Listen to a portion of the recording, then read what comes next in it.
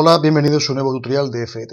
En esta ocasión vamos a hablar sobre un problema de neumática donde aprenderás cómo funciona un cilindro de doble efecto, veremos cómo se aplica la ecuación de Pascal para el dimensionamiento de los cilindros y por último veremos cuándo tenemos que aplicar la ecuación de Boyle cuando queremos movernos entre los volúmenes a presión de trabajo dentro del cilindro y los volúmenes en condiciones normales de presión atmosférica que podamos encontrar. Vamos a ver el problema que nos sirve de pretexto para poder explicar todo esto. Nos dice que tenemos una taladradora que emplea un cilindro neumático de doble efecto para desplazar el portabrocas. Realiza 10 agujeros cada minuto y el desplazamiento del vástago son 60 milímetros. Esto nos define la carrera del vástago. El diámetro del émbolo y el vástago son respectivamente 50 y 10 milímetros. Y la presión de trabajo nos la dan como 6 kilopondios partido centímetro cuadrado. Nos piden que calculemos la fuerza teórica que efectúa el cilindro, tanto en la entrada como en la salida, considerando que los rozamientos son nulos.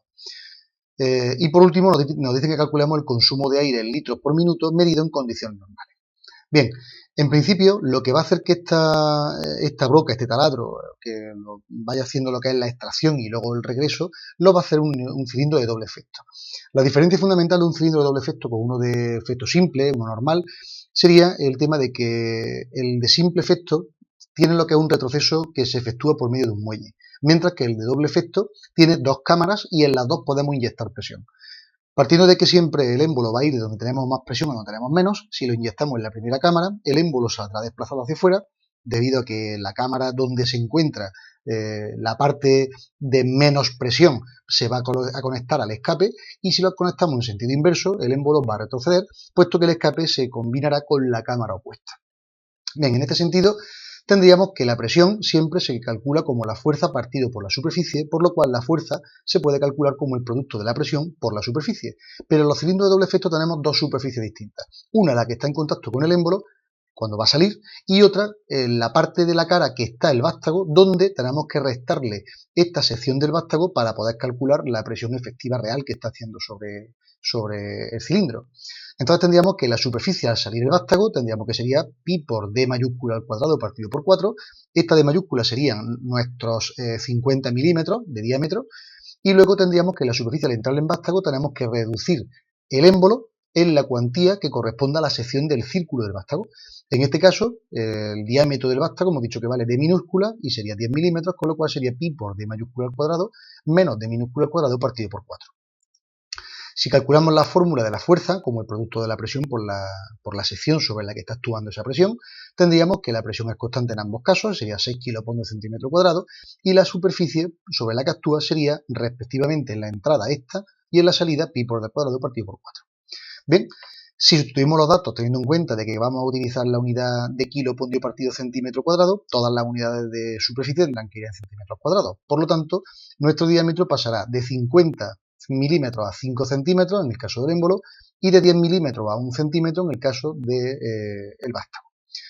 Haciendo los cálculos correspondientes nos quedaría 113,10 kilopondios en el caso de la entrada y a la salida efectuaría 117,81. Podemos observar que hay una cantidad un poquito mayor de exceso de fuerza al aplicar a la salida que a la entrada, puesto que a la salida no tenemos que restarle ningún término enumerado. Bien, el volumen del cilindro sería el volumen total que juntan las dos cámaras, la del avance y la del retroceso. En el avance tendríamos la sección que estamos evaluando por la longitud que es la carrera del vástago, y en el retroceso tendríamos la otra sección, pero multiplicado también por la misma longitud de carrera del vástago, porque el vástago recorre la misma distancia al salir que al entrar. Si tenemos que el resultado lo vamos a tener en centímetros cúbicos, estos 60 milímetros de carrera tendremos que pasarlo a centímetros, quedando estos 6 centímetros que aparecen aquí y aquí. Y por lo tanto, pues nos quedaría la sección por la longitud y la sección por la longitud, tanto en el avance como en el retroceso. Esto nos quedaría 117,80 centímetros cúbicos en el avance y 113,10 centímetros cúbicos en el retroceso. Como vemos, hay un pequeño exceso de volumen en el avance y en el retroceso, porque en el retroceso tenemos que descontar el volumen que ocupa todo el vástago. Bien, esto significa que en un ciclo la suma de las dos cámaras sería la suma del volumen de avance más el volumen de retroceso igual a la suma de estas cantidades, que nos quedaría 230,91 centímetros cúbicos. Esto es lo que se emplearía de centímetros cúbicos de aire a presión de trabajo en cada ciclo, cada uno de estos 10 ciclos que vamos a realizar cada minuto, porque un agujero se sobreentiende que lo que estamos haciendo es una salida de vástago con la broca y una entrada. con lo cual eso sería un agujero. Pues hacemos 10 cada minuto, serían 10 ciclos por minuto.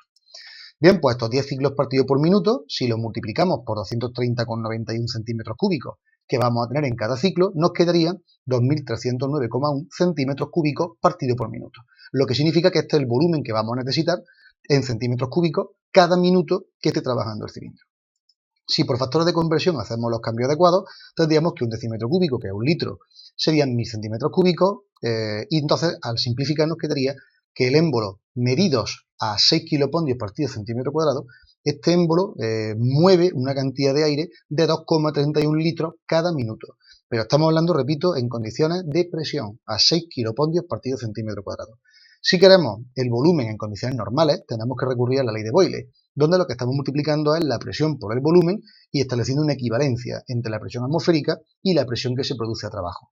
Con lo cual tendríamos que la presión atmosférica P sub 0 por el volumen en condiciones normales, que es lo que yo estoy buscando, sería igual a la presión absoluta, es decir, la atmosférica más la presión de trabajo, por el volumen que se genera cuando se está trabajando a las condiciones de trabajo de 6 kilopascals centímetro cuadrado. Despejando el volumen en condiciones normales nos quedaría P sub 0 más P sub T, la de trabajo, partido por P sub 0 por el volumen de trabajo. Si recordamos que la presión atmosférica es una atmósfera y eso corresponde a 1,033 kilopascals partido centímetro cuadrado, nos quedaría, operando todo, 15,72 litros partido por minuto. Bien, pues hasta aquí este problema resuelto, que espero que haya sido de tu interés, sobre neumática, y recordate solamente que en la página principal, fdet.es, puedas encontrar este y otros muchos problemas resueltos, ordenados por categoría, que te ayudarán en tus sesiones de estudio. Muchas gracias por tu atención y espero verte en el próximo tutorial.